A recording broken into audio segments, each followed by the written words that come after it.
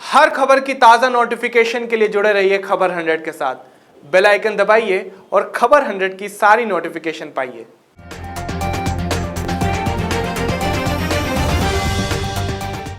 नमस्कार, मैं हूं तुषार और आप देख रहे हैं खबर 100। आइए रुख करते हैं आज की खबरों की ओर, पर उससे पहले एक नजर आज की हेडलाइंस पर।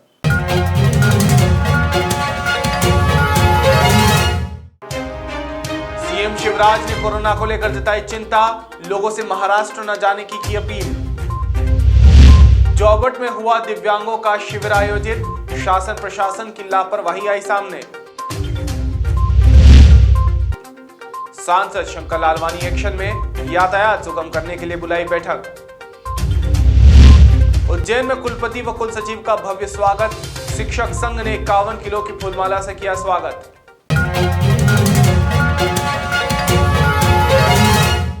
देश में एक बार फिर बढ़ते कोरोना मामलों को देखते हुए शासन प्रशासन ने सख्त तेवर लेना शुरू कर दिया है। इसी कड़ी में मध्य प्रदेश के मुख्यमंत्री शिवराज सिंह चौहान ने मध्य प्रदेश वासियों से अपील की है। उन्होंने कहा है कि फिलहाल लोग महाराष्ट्र जाने से बचे। सीएम शिवराज ने कहा कि महाराष्ट्र से सटे जिले जिनमें बुरहानपुर, खरगोन, बैतूल, छिंदवाड़ा, सिवनी, बालाघाट सबको सावधान रहने की जरूरत है। वहां से आने वाले लोगों की स्क्रीनिंग की जाएगी। कोरोना मध्य प्रदेश में पैर पसार रहा है। लगातार एक्टिव केस बढ़ते जा रहे हैं। विशेषकर इंदौर, भोपाल, महाराष्ट्र की सीमा से लगे हमारे जिले बैतूल, छिंदवाड़ा, डिंडोरी में भी पॉजिटिव केसेस की संख्या बढ़ी है। पिछले सप्ताह तक पॉजिटिव केस की संख्या घट के काफी कम हो गई थी। अब लगातार इसमें वृद्धि हो रही है। आज जब मैं आपसे बात कर रहा हूं 378 पॉजिटिव केस कल की तारीख में आए हैं। मेरी आपसे प्रार्थना है, कोरोना संक्रमण बढ़कर विकराल रूप धारण करे, इसके पहले ही उसको फैलने से रोकना होगा। हम असावधान रहे तो एक बड़े संकट को निमंत्रण देंगे। आप जानते हैं मेरे बहनों और भाइयों, अगर परिस्थितियां बिगड़ती है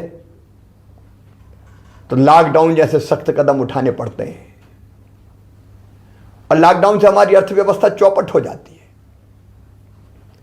गरीब की रोजी रोटी चलना मुश्किल हो जाती है। हम नहीं चाहते कि लॉकडाउन की नौबत आए और इसलिए आपसे विनम्र प्रार्थना कर रहा हूं, सावधानी में ही सुरक्षा है। कृपया करके मास्क का उपयोग कीजिए। मास्क बचाव का सबसे प्रभावी हथियार है हमारे पास। भीड़ भाड़ से बचिए। अलग अलग क्राइसिस मैनेजमेंट ग्रुप ने जिलों के अपने यहां कुछ गाइडलाइन तय की है, विधि निषेध बनाए। कृपया करके उनका पालन कीजिए। हमने प्रभावित जिलों में जहां क्राइसिस मैनेजमेंट ग्रुप ने यह फैसला किया है कि बड़े मेलों का आयोजन नहीं होगा, वहां ऐसे बड़े मेलों का आयोजन निरस्त किया है। कुछ जिलों में इंदौर जैसे शादी और विवाह की संख्या को भी हाल की क्षमता से आधी किया है। अलग अलग जिलों की परिस्थिति के हिसाब से जिलों ने ही फैसले किए हैं। मेरी आपसे अपील है, उन फैसलों का सम्मान करें। अभी हम नाइट कर्फ्यू नहीं लगा रहे, लेकिन परिस्थिति अगर बिगड़ी तो फिर हमको उस दिशा में भी जाना होगा।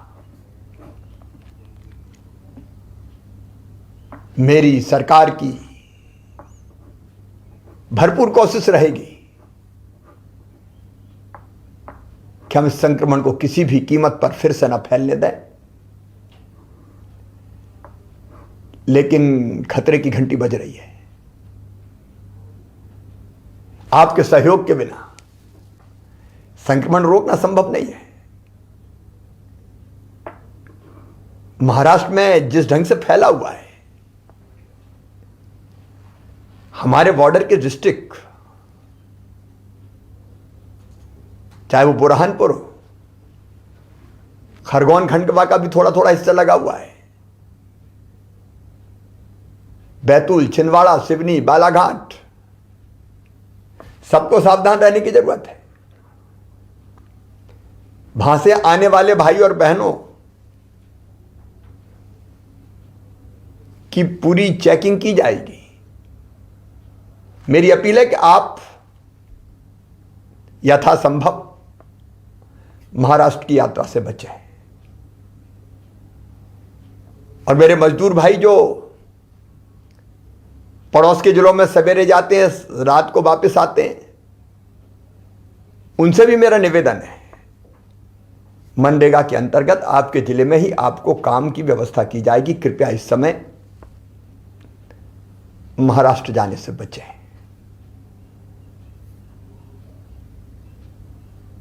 मैं फिर एक बार कोरोना के संक्रमण को रोकने के लिए आपसे सहयोग की अपील करता हूं। आपके सहयोग से पहले भी हमने कोरोना को विकराल रूप धरने से रोका है, घनघोर संकट में नियंत्रित किया है, और आपके सहयोग से ही अब फिर हम कोरोना को यहीं रोक देंगे। फिर एक बार कह रहा हूं, खतरा टाला नहीं। अमेरिका में 5 लाख से ज्यादा लोगों की मौत हो गई है।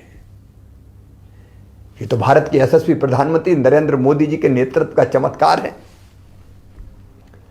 कि हम काफी हद तक रोक पाए। और अब तो 60 साल से ऊपर की उम्र के वरिष्ठ नागरिक बहनों और भाइयों को टीका लगने वाला है। 45 साल से ज्यादा उम्र के गंभीर बीमारियों से पीड़ित भाइयों और बहनों को भी टीका लगेगा। इसलिए थोड़ा धैर्य रखिए, सावधानी रखिए, और आपके जिले में कोरोना की बनाई गई हर गाइडलाइन का पालन कीजिए। आइए हम मिलकर संकल्प करें, फिर कोरोना को मारेंगे। कोरोना हारेगा, मध्य प्रदेश जीतेगा। जय हिंद, जय मध्य प्रदेश। अलीराजपुर जिले के जोबटनगर के सामुदायिक भवन में उदयगढ़ और जोबट विकास खंड के बड़ी संख्या में दिव्यांगजनों का शिविर आयोजन किया गया।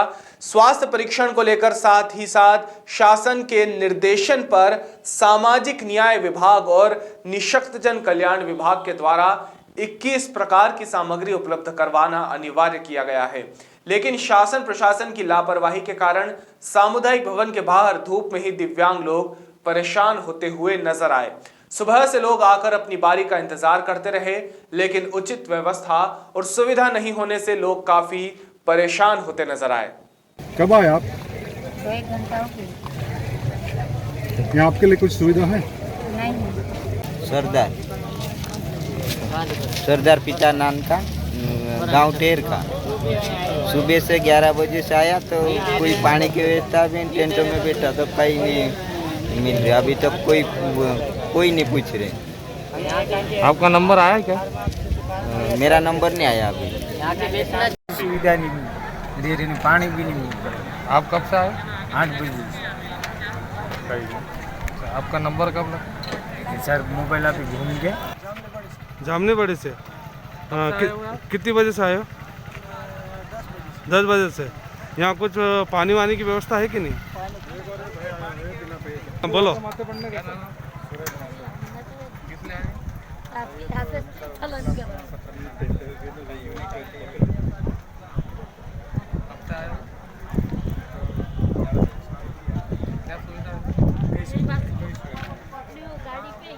तो आप धूप में खड़े लेकिन यहाँ तो सब साबित हो गया, 21 से एक जने का भी नहीं साबित कर दिया इन लोगों ने।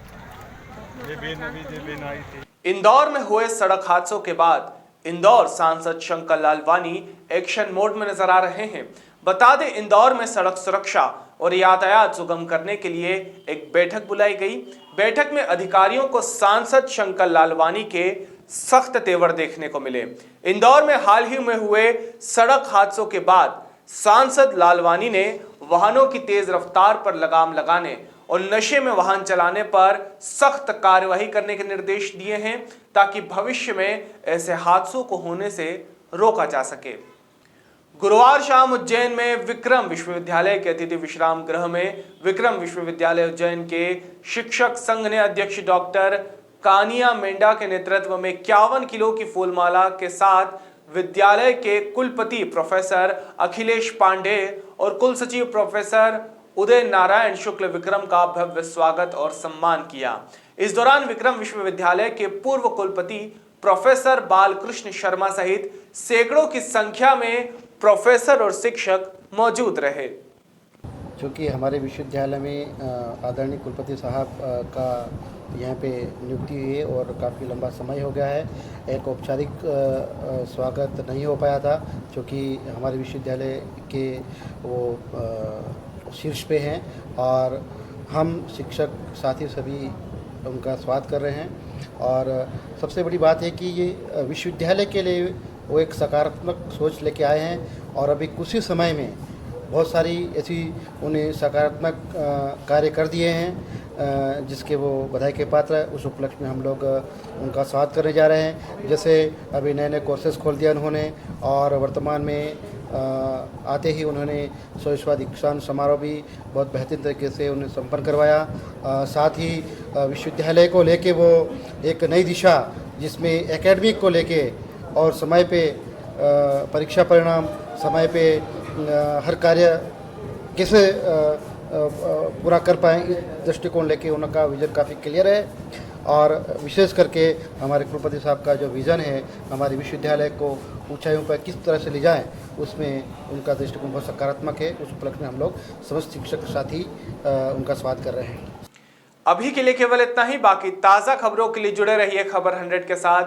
जनता की बुलंद आवाज़।